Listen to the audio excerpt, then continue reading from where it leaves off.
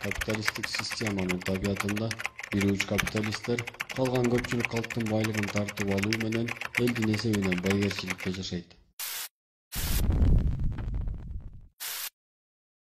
Алгач капиталисттик мамлекеттерде бийликти ээлеп алган капиталисттер өз элдеринин канын коруп жашашкан. Кийин капиталисттер башка мамлекеттерди басып алып, калкын кулга айландырышты. Баскынчылыктын бул түрү колонизаторлук деп аталды. Баскынчылык кийинчерээк саясий ыкмага өттү. Мында колонизаторлор колониядагы мамлекеттерди эгемендүү деп аташты да, андагы бийлик башына өздөрүнүн малайларын башчы кылып тайындашты. Мындан ары элди эзүү, байлыктарды талаптоноо түздөн түз эмес, кыйыр түрдө малайлардын далдалчылыгында боло турган болду. Эзүүдөгү мамлекеттер саясий жактан калп эле эгемендүү аталса, экономикалык жактан өнүгүп келе жаткан 3-дүйнө мамлекеттери деп соротулду.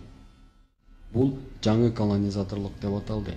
Ошентип, колонизатор мамлекеттердин башында турган бир уч капиталисттер дүйнө байлыгына ээлик кылып, өздөрүнүн таянычы жана айбаты болгон өз элинин жашоо деңгээлин да ушунун эсебинен көтөрдү. Буга кошумча, баягы малай башчыларда далдалчылык кылып жүрүп, өз элине душман, мекенин саткан, эл байлыгын чачкан, ачкөз, жеп тойбос капиталисттерге айланышты.